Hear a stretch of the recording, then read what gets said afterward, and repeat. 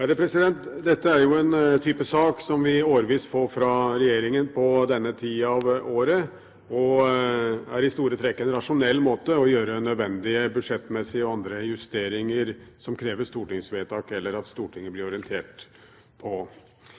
Så langt alt bra. Høyre slutter seg også i stor grad til regjeringens forslag.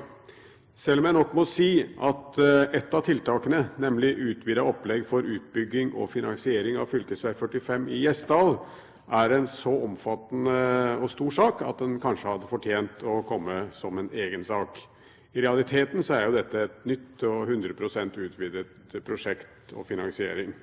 Men Høyre støtter forslaget, så jeg skal ikke bruke mer tid på det.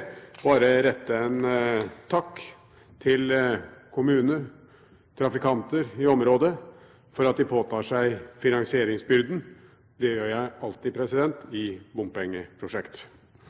Saken om miljøpakke for transport i Trondheimsområdet, oppstart og tiltak og disponering av bompenger i 2010, har imidlertid påkalt vår interesse.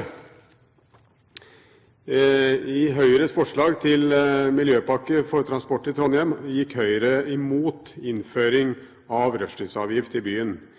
Vi mener at dette en avgift som straffer nødvendig transport i forbindelse med arbeid og en ekstrabelastning, særlig på pendlere fra randkommunene til Trondheim, som Melhus, Skaun, Orkdal og Malvik.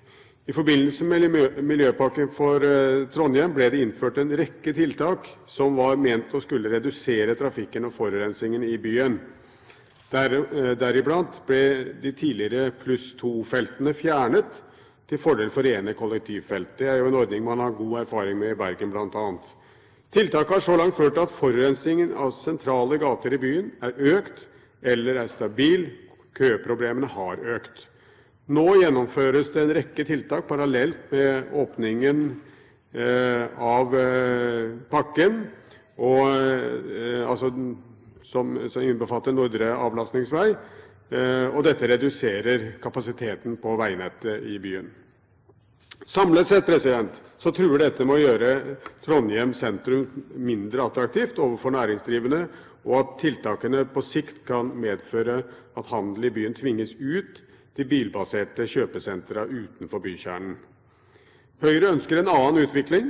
Vi ber derfor regjeringen komme tilbake til Stortinget med forslag om hvordan staten kan bidra til at del 2 av miljøpakken for transport i Trondheim kan føre til mer effektiv trafikkavvikling, mindre forurensning og samtidig bidra til å opprettholde midtbyen i Trondheim som et levende handelssentrum.